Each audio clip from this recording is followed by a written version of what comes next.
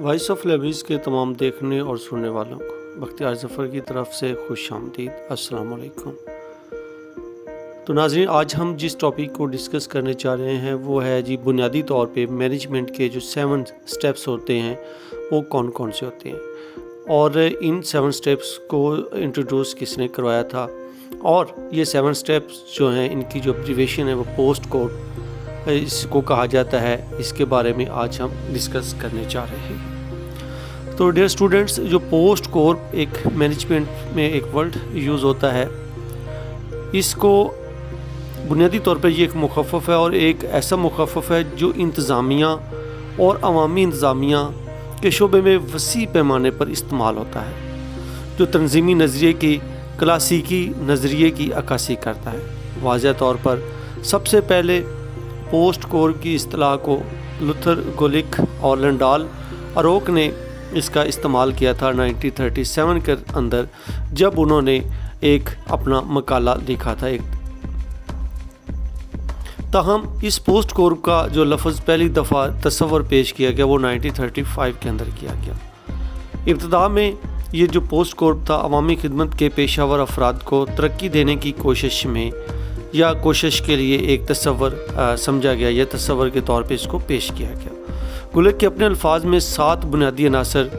جو ہوتے ہیں پوسٹ کور کے اندر ہوتے ہیں، مینجمنٹ کے جو 7 سٹیپس ہیں، ان میں جو پہلا جو ہوتا ہے لفظ ہوتا ہے اس کو کہا جاتا ہے منصوبہ بندی کرنا، یعنی کہ پہلا جو پوسٹ کور میں پہلا ورڈ ہوگا وہ ہوتا ہے منصوبہ بندی، پلاننگ کرنا، پھر آرگنائزیشن ہے، پھر سٹافنگ ہے، ڈائریکٹنگ ہے، کوآرڈینیٹنگ ہے، رپورٹنگ ہے اور بجٹنگ ہے۔ اگر اس کو ہم اردو میں تھوڑا سا دیکھیں تو پہلا جو ہوگا وہ منصوبہ بندی کا ہوگا، تنظیم سازی کا ہوگا، تیسرا عملہ کا ہوگا، چوتھا جو ہوتا ہے وہ ہدایت کرنا کا ہوتا ہے، اور 5واں جو ہوتا ہے وہ کوآرڈینیٹنگ کا ہوگا، 6واں رپورٹنگ کا، اور 7واں بجٹ کا۔ تو اب تھوڑا سا میں اس کے بارے میں آپ کو بھی آگے دکھا دیتا ہوں۔ اس سلائیڈ میں اگر آپ دیکھیں تو آپ کو واضح طور پر نظر آ رہا ہوگا کہ پی سے پلاننگ بنتا ہے۔ یہ پوسٹ کور جو ایک لفظ ہوتا ہے اس کا جو مخفف ہے، اس کے جو فل ورڈنگ ہے وہ کیا بنتی ہے، یا ہم کہہ سکتے ہیں کہ پوسٹ کور کن الفاظ کا مخفف ہے۔ تو پی سے اگر دیکھیں تو یہاں پہ پلاننگ بن رہا ہے، او سے دیکھیں تو آرگنائزنگ ہے، ایس سے سٹافنگ بنتا ہے، ڈی سے ڈائریکٹنگ ہے،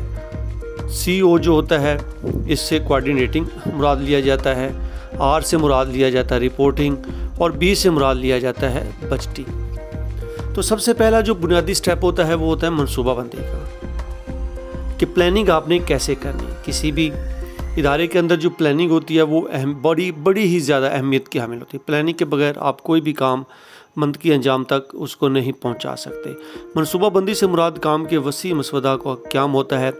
یہ تکمیل کرنا ہے، اور ان پر عمل درآمد کے لیے عملی طور پر اس کے لیے کوشش کی جاتی ہوتی ہے۔ اس کو کہا جاتا ہے منصوبہ بندی کرنا۔ آپ کوئی بھی کام لیں، اس کے لیے اگر آپ کے پاس اچھی پلاننگ نہیں ہے تو سمجھ لیں کہ وہ کام یا وہ جو پروجیکٹ ہے آپ کا کسی بھی طرح سے اچھے طریقے سے سر انجام نہیں پائے گا۔ دوسرا جو ہوتا ہے آرگنائزنگ کا، اس کو ہم کہیں گے منظم کرنا۔ کام کے مختلف ذیلی حصوں یا ذیلی عملوں کی باقاعدہ طور پر تعریف، مطابقت پذیری اور درجہ بندی کرنا شامل ہوتا ہے۔ آپ آرگنائزنگ کے اندر آپ نے جو آپ کی پلاننگ ہے اس کو آپ نے سامنے رکھ کے اس کے مطابق اپنے کام کو آرگنائز کرنا ہے۔ اس کے اندر آپ کلاسیفیکیشن کر سکتے ہیں کہ میرا جو پلاننگ ہے اس کو میں کیسے ڈیوائیڈ کرتا ہوں، کون سا کام کس نے سر انجام دینا ہے، کون سا کام کس سے میں نے کروانا ہے۔ تو آرگنائز کرنا ہے کسی بھی کام کو، جیسے ہم کوئی پروگرام آرگنائز کرواتے ہیں تو پوری ایک پلاننگ پہلے کرتے ہیں، اور اس کے بعد اس پروگرام کے لیے ایک لائحہ عمل ترتیب دیتے ہیں۔ تو بنیادی طور پر اس آرگنائزنگ کے اندر آپ نے کسی بھی جو آپ کی پلاننگ ہوتی ہے اس کو آرگنائز کرنا ہوتا ہے، اس کو آپ نے کس طرح سر انجام دینا ہوتا ہے وہ آپ نے اس کے ذریعے دیکھنا ہے۔ اس کے بعد دیکھیں تو سٹافنگ ہے، عملہ جس کو کہا جاتا ہے۔ اگر سٹافنگ کی بات کریں تو عملہ جو ہوتا ہے وہ کسی بھی ادارے کے اندر، کسی بھی آرگنائزیشن کے اندر، کسی بھی مینجمنٹ سسٹم کے اندر سٹاف کے بغیر آپ کچھ بھی نہیں کر سکتے۔ سٹاف کا جو سٹافنگ ہوتی ہے یہ انتہائی ضرورت ہے۔ جب آپ نے بھرتی کرنا ہے، سٹاف کا انتخاب کرنا ہے، تو اس کے اندر جا کے آپ نے ایک پیور سسٹم لے کے آنا ہے، شفاف لے کے آنا ہے۔ اگر جو قابل لوگ آئیں گے جو آپ کی جابس کریکٹرسٹکس ہے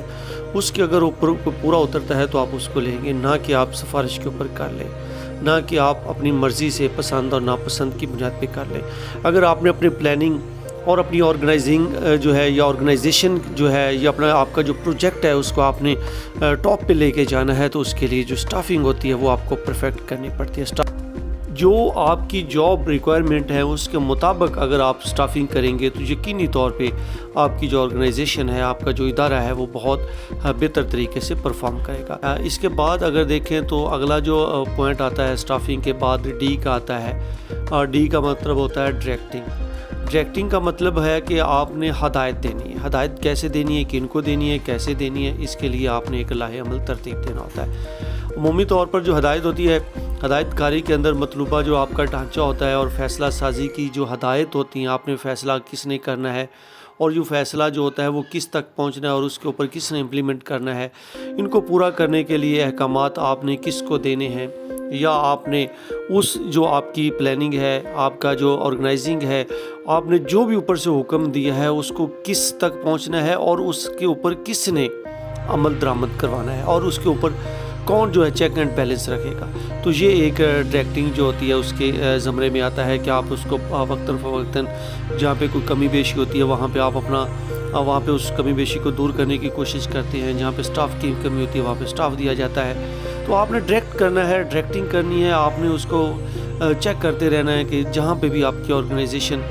کی کوئی اگر خد و خال کے خلاف کوئی چیز ہو رہی ہے تو آپ نے اس کو بہتر کرنے کی کوشش کرنی ہے، احکامات آپ نے جاری کرنے۔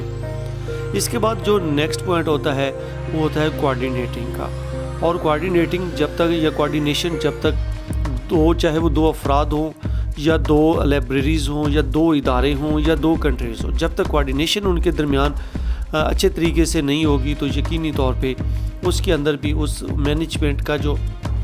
عمل دخل ہوگا یا آپ کی جو آرگنائزیشن ہے وہ مارکیٹ کے اندر یا معاشرے کے اندر اس طرح سروائیو نہیں کر سکتے جیسے اس کو کرنا چاہیے۔ تو کوآرڈینیشن ہمیشہ کمیونیکیشن جو بعض اوقات دیکھا جاتا ہے کمیونیکیشن گیپ ہوتا ہے اس سے بچا جاتا ہے اس کوآرڈینیٹنگ کے ذریعے کہ آپ نے ایک دوسرے سے رابطے میں رہنا ہے۔ بنیادی طور پر ہم آئیں گے سے مراد اسکورنگ اور کام کے بہت سارے میکنزم کو بہم جوڑنا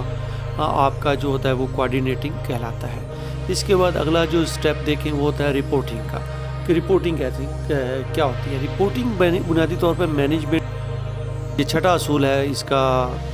پوسٹ کورپ کا، تو اس کے اندر ہم دیکھتے ہیں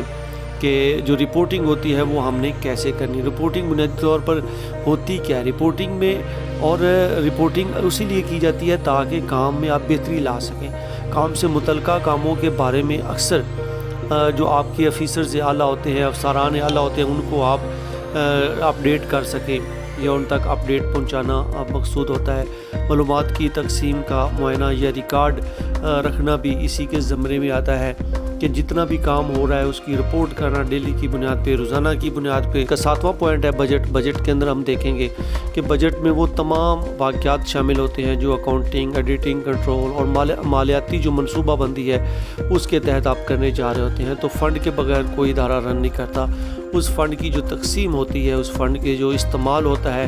کیسے استعمال کرنا ہے، کب کرنا ہے، اس سے استعمال اسی صورت میں کریں گے جس سے آپ اس ادارے کی، اس آرگنائزیشن کی، آپ اس کی گروتھ کے حوالے سے کام کریں گے، اس کی بہتری کے حوالے سے کام کریں گے۔